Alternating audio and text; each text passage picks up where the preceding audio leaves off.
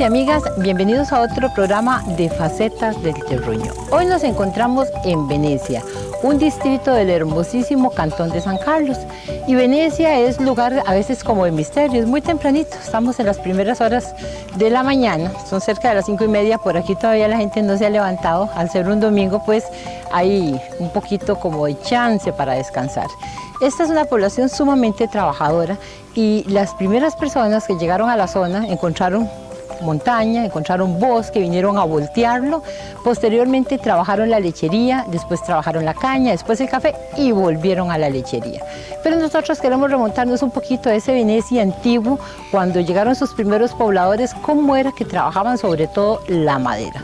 Madera utilizada, por ejemplo, en esta iglesia, que casi no la vemos por la neblina, esta iglesia que es hecha toda de maderas preciosas. Y por eso vamos a regresar con esos boyeros de antaño que hoy nos van a hacer una demostración cómo traían la madera hasta aquí, cómo la labraban, cómo la procesaban.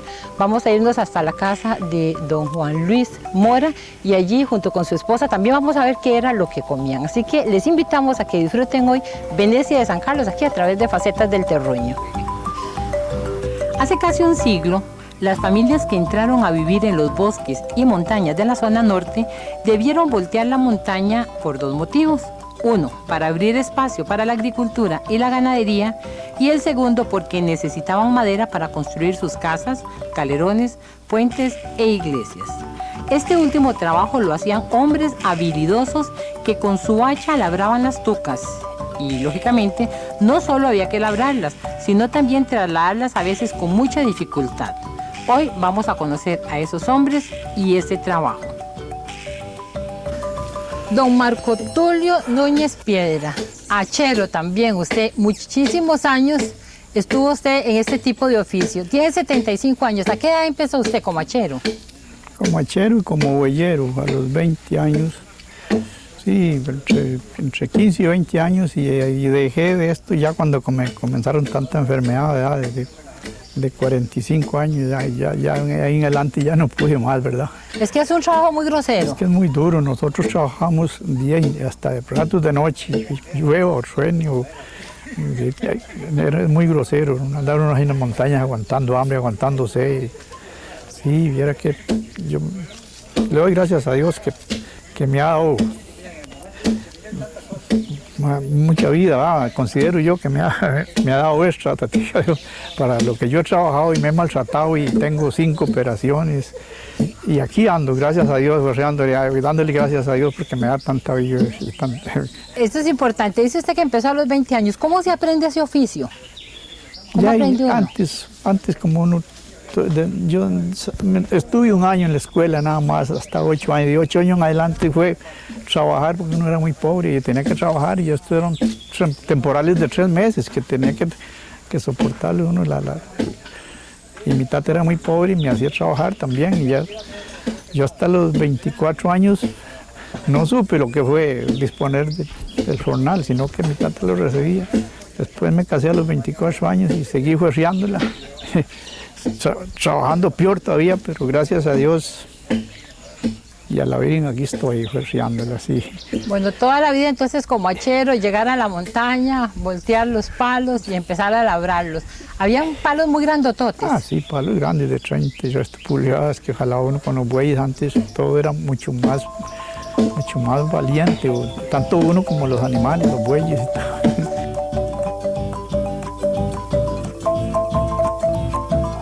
Luis, usted es boyero y también es maderero. Sí, bueno, antes me tocó a mí, por dicha, gracias a Dios, que me tocó a mí trabajar mucho en la casa, porque ya casi siempre ya la familia aquí era de muy escasos recursos y mi papá lo que hacía era el trabajo de él para mantenerlo, o sea, compraba madera y lo sacábamos, y como eso es que lo manteníamos nosotros. Y entonces ahí fue donde yo empecé, de 10 años, cuando aprendí ya a yugar la primera yunta de bueyes. Después empezamos a sacar madera, a trabajar con caña, jalando café, tamaños años, y ahí fue donde iniciamos nosotros. Cuando usted empezaba a trabajar en la madera con su papá en aquel entonces, había mucha montaña en los alrededores. Sí, entonces había bastante madera. Sí. Hoy por hoy se considera un crimen a veces apiarse en la tuca. Ya no. Las cosas han ido cambiando. Ha ido cambiando ya, sí. Bueno, vamos a, entonces, con usted y con sus compañeros aprovechar lo que es una demostración de cómo se trabaja y se labra una toca. Primero ahí nos trasladamos hasta la casa de don Juan Luis Mora y vemos que están los hacheros trabajando. ¿Se pueden llamar hacheros o labradores por labrar la Bueno, es que son las dos cosas. Si el hachero es bueno, es labrador. Claro, que no son todos los hacheros labradores también, ¿va? Ya quedan muy pocos de esos y como ustedes lo pudieron ver, bueno, se va a ver ahí que son pocas las personas porque tiene su ciencia, no es cualquiera que lo va a hacer así. Sí, a usted le costó conseguirlo, don Paco Salas. Tuvimos que correr bastante a última hora, pero gracias a Dios ya casi se consiguió y ya se hizo, se hizo la demostración. Sí. Para usted, ¿cuál es la mayor habilidad que tiene que tener un hachero a la hora de labrar una toca? ¿En qué consiste la habilidad? Y saber aplomar bien el palo, tienen que aplomarlo bien. Bueno, ustedes vieron cómo él tiró la cuerda, lo marcó, lo midió. El palo labrado tiene que medir igual adelante que atrás, que es igual medida. Si ustedes lo miden aquí y allá, es igual la medida. Por eso es que a veces atrás se le saca más porque es más grueso, hay que sacarle más. Labrar la madera significa que le quitamos, digamos, la parte de arriba, la costilla. Sí, bueno, este palo no se hizo mucho. En caso de las vigas de los puentes antes, o esas vigas que hacían para hacer trapiche, galerones largos, se labraban a filos vivos, claro, más angostitos. Pues yo me acuerdo que ahí por mi casa había un puente que tenía vigas como de 15 varas y era labrada a filos vivos. Y me acuerdo que la jalaban con 3 yuntas de buey, rompidas en 2 partes, adelante y atrás. Y tal vez 8 yuntas en el centro, porque eran tan largos que se pegaban, entonces tenían que pegarle 3 yuntas. Es que antes los puentes aquí en San Carlos eran de puras tocas. De puras vigas, aquí no había, la mayoría eran puras vigas. Yo me acuerdo que ese puente donde nosotros era pura viga de madera, de manú. Bueno, ya hemos visto entonces a don Paco Salas, también estaba don Ovidio ahí metiéndole el hombro, ¿verdad? Ajá, ayudándole, sí. Ayudándole un poco. Ya ellos han labrado esa madera y vamos a ver qué es lo que ellos nos van a contar. Que yo creo que cuando uno termina de labrar un palo, ya no quisiera labrar otro, pero ya a veces hay que hacerlo. Yo a veces estaba labrando y labraba 2, 3 palos a mediodía, según palos bonitos. Perfectamente, pero sí sale uno cansadito. ¿Cómo empezó usted en esto? ¿Cómo aprendió? No, mi papá labraba y viendo a mi papá ahí, yo trabajaba con él y enseguida ya aprendí más cuando ya me dependicé de la casa. ¿Cómo se paga eso? No, yo lo hacía por el jornal y esto que le pagaban a uno, bueno, ya cuando estaba ahí en San José de la Montaña me ganaba como a 1.50 la hora, ahí, pero... Con 1.50 hacía bastante también. Sí, a la hora ya, es cierto, se compraba el diario a uno y le sobraba platilla. Don Paco, ¿cuál es la ciencia para labrar un árbol? Primero un hacha bien afilada. Sí, eso sí. Sí, porque si uno no lleva el hacha muy desamolada, entonces se maltrata mucho y no hace nada. Sí. Después, ¿qué es lo otro? ¿Un buen hachero, un buen labrador? ¿Qué requisitos tiene que tener? Yo creo que el trabajo uno lo va... todos los días aprende más. Sí, porque ya si uno trabaja ahí solo, se maltrata mucho porque al poner el palo para darle vuelta, tal vez en una ladera que hay que nivelarlo y titico, eso cuesta mucho. Hay que trabajarlo con otros. También hay que tener un buen equilibrio. Sí, eso sí, porque uno labrando un palo alto ya es muy peligroso que de vuelta y así. Y un buen pulso. Porque no se lleva el corazón del árbol. Así es. Que va, eso cuesta mucho. Oye, para usted ese trabajo no tiene secreto, pero ya ese tipo de trabajo ya no se hace. Ya uno no encuentra gente que labre árboles. Pues es que es muy difícil que haya un joven que haya aprendido. Y la gente mayor ya no lo hace. Uno lo hacía realmente en aquel tiempo casi por necesidad. Aprendía las cosas por necesidad. Porque ya uno era pobre y entonces a ver de cómo se ganaba la platica. Al menos yo aprendí a hacer yugos por necesidad, no porque yo sabía ni nada, y comencé a practicar para hacer los yugos porque tenía bueyes y iba a comprar un yugo y no me le quedaban los bueyes y dele. y uno pobre, y ahí tenía yugos que no me le quedaban los bueyes y había ido a comprarlos y qué va. Don Paco, ¿usted está contento de la vida? Y ahí sí, tiene que estar contento y en todo lo que uno ha pasado. Las pobrezas es lo mejor, porque yo creo que las pobrezas que uno haya pasado es lo que tiene más historia toda la vida.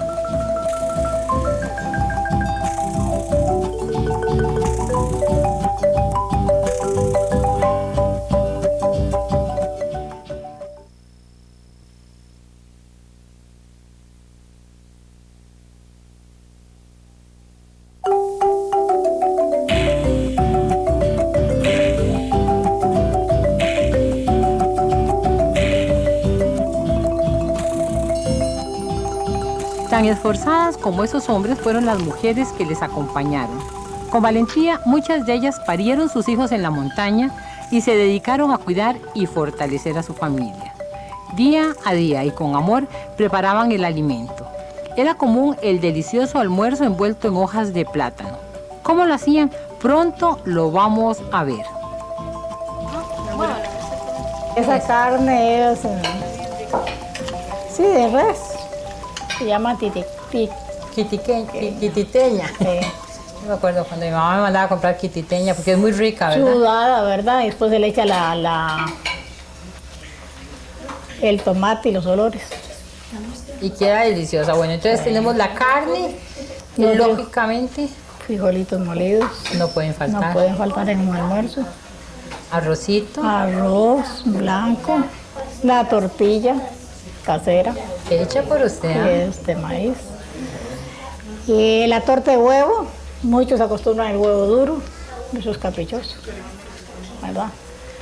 Después, si usted tiene alguna otra cosa, un picadillito, alguna cosa, le Ese agrega. picadillo que usted hizo, ¿de qué es? De papaya. ¿Cómo lo hizo? La papaya se pela, se muele, se pone a cocinar en el fuego, ¿verdad? Con sal. Después se lava, se seca en la lavadora, en el escurridor y se aliña. Esa cocina dice usted que tiene 24 años. Ah, tiene más de los 24 años, porque tenemos 20 y resto de años de estar aquí y la traemos de donde veníamos. ¿Y cómo ha hecho para conservarla tan linda? No, ¿Con qué nada. la limpia? nada, la limpio nada más, lo sucio. Y ya está, a punto. Bueno, de ahí ha salido toda esa comida tan rica. Bueno, además de eso vemos que de dulces hizo conserva, Sí, y cajetas. conserva de toronjo y cajetas. Y el fresco, El fresco, sí, naranja agria con dulce. ¿acostumbra usted a hacer el fresco de esto? Siempre se toma ese fresco. Bueno, usted nos asombró porque empezó a hacer un almuercito. Pensamos que iba a coger una hoja de tamal y iba a echar todo, ¿verdad? Pero nada.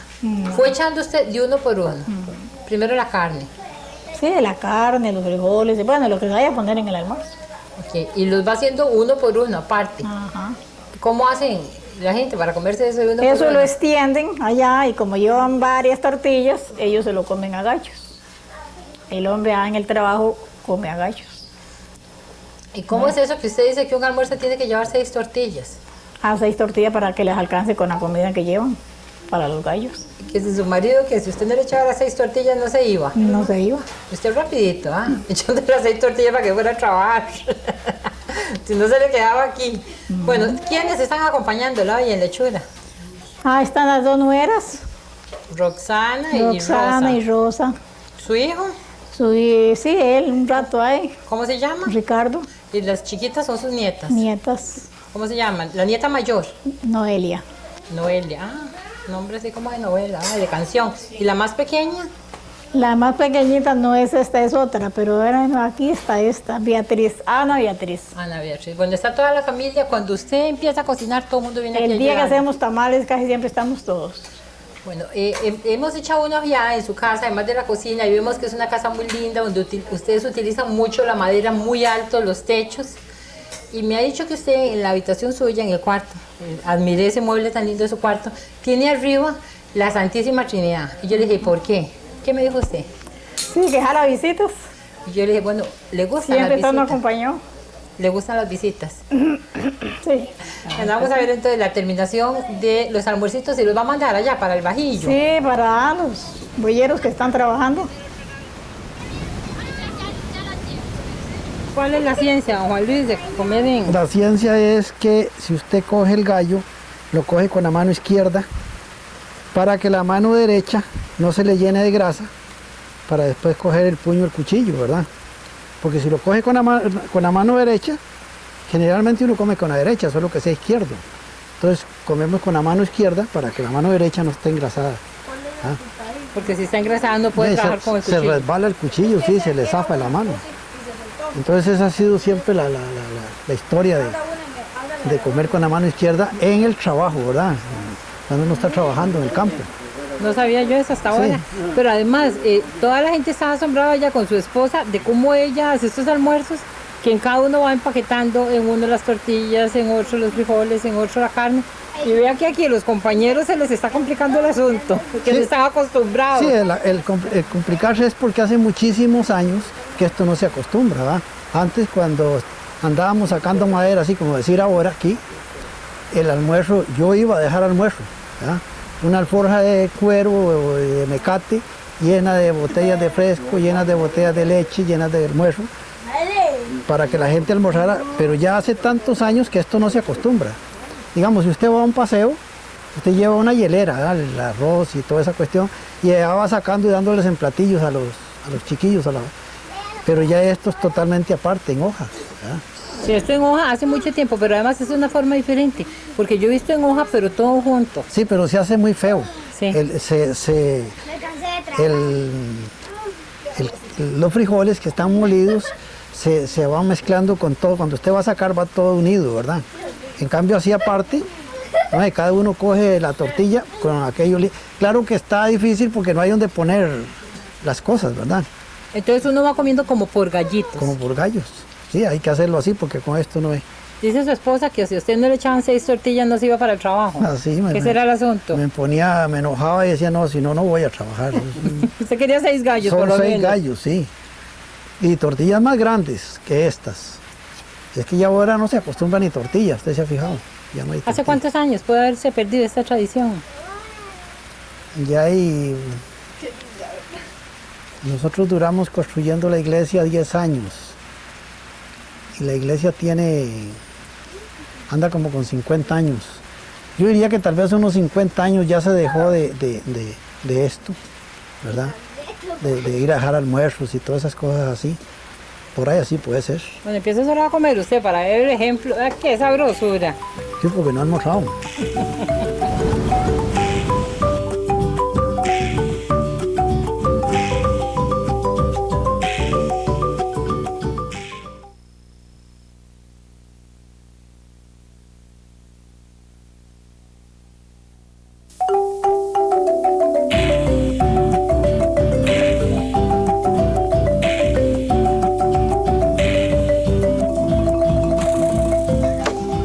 Vimos labrar las tucas de madera. Ahora vamos a ver cómo las trasladaban.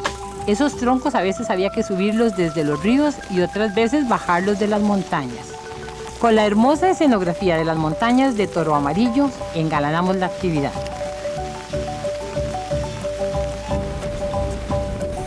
Vamos a hacer una demostración con las carruchas, los pastecas como se llaman, cómo era que sacaban los señores antes madera de las peñas, aquí donde no se podían, porque antes no había tractores. Después que llegaron los tractores fue que empezaron a ya más facilidad para maderear. Entonces las personas utilizaban estas teclas, carruchas o pastecas como se llaman, para sacar madera de las peñas donde no se podían entrar.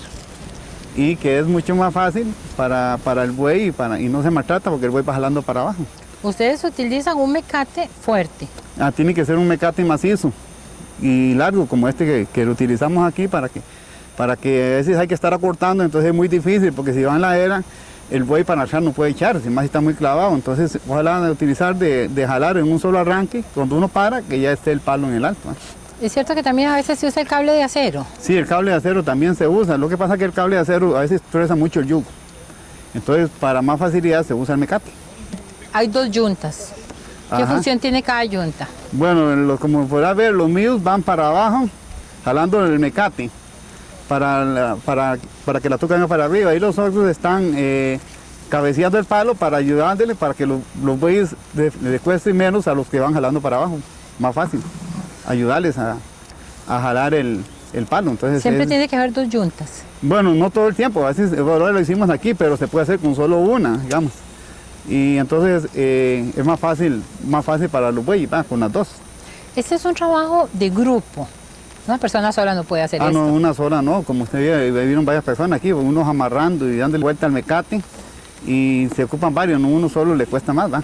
Es más Podríamos decir que este tipo de trabajos unía a la gente antes, que vivía tan distanciada, tan aislada. Tenían que unirse para trabajar juntos. Sí, claro, para hacer los puentes y trabajo, bueno, cuando se hacían las iglesias, que todo el mundo, bueno, Juan se cuenta ahí, que todo el mundo ayudaba, trabajaba. Unos daban madera, otros iban a voltear, otros iban a sacar madera con bueyes.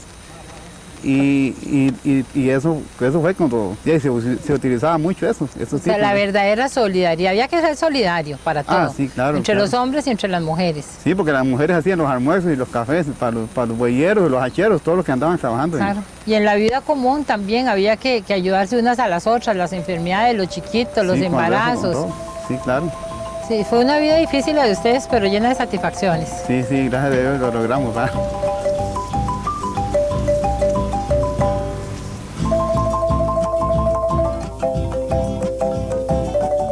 Queremos hablar con usted de algo en lo que usted fue protagonista, y es la construcción de la iglesia de Venecia. Sí, ahorita, aunque ya hace tantos años que se terminó ese trabajo, pero siempre quedan los recuerdos de cuando bueno, el trabajo de nosotros fue el trabajo de arrimar la madera, maderear, no construcción, no artesano ahí, no, sino trabajo de hacha, de bueyes, de conseguir madera, todo eso. Esa es una iglesia toda de madera. Toda de madera. Maderas preciosas. Madera que esa iglesia tiene, yo diría que las mejores maderas que se sacaron en ese tiempo en la zona, ¿verdad? Porque todo se hacía escogido, madera que no tuviera nudos, que tuviera todo sanito. Y bueno, pues cuando eso había tantísima madera que podía darse la persona gusto de escoger, ¿verdad? Y la gente, todo era para la iglesia, ¿verdad? Hay un señor que por cierto no hace tanto tiempo murió, don Jesús Chávez, cuando llegó el padre Arrieta con la junta a decirle y le dice, pues la madera de cedro que tenga mi finca, pueden contar con ella para la iglesia. Qué maravilla. Y tenía madera en cantidad por todo el lado. Esta iglesia, como usted dice, también la hicieron con la mejor madera de los bosques de Venecia. ¿Cómo se trabajaba? Voluntariamente. Ahí tenían salario únicamente los carpinteros, porque ya ahí fueron 10 años. ¿Verdad? Jamás podía una persona donar el trabajo de eso. Pero el resto, lo que era acarrear la madera, irla cortar, la persona la hacía donada, nunca cobraron por un palo. Y después a escoger lo que fuera mejor, ¿verdad? Todo fue trabajo donado, ¿verdad?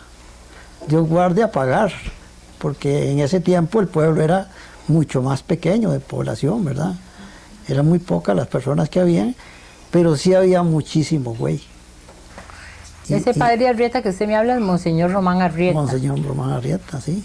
Ese era que Aquí nos visitó por 10 años mientras estuvo la construcción de la iglesia. Ah, sí. Sí. Sí, es el que los acompañaba. Sí. Y que de vez en cuando los calentaban el camino cuando hacía mucho frío, con un traguillo.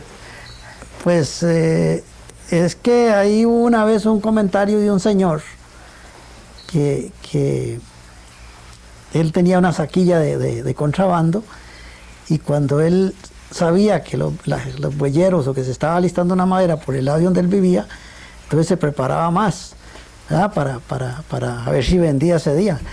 Pero había otro señor que vivía del lado atrás de él, que también sacaba, pero ese era para el día que se pasaba con la madera por la finca de él, o de la finca de él se piaba la madera. En la casa él preparaba café, gallos de picadillo, y el que quería un traguito, pues que se lo tomara, ¿verdad?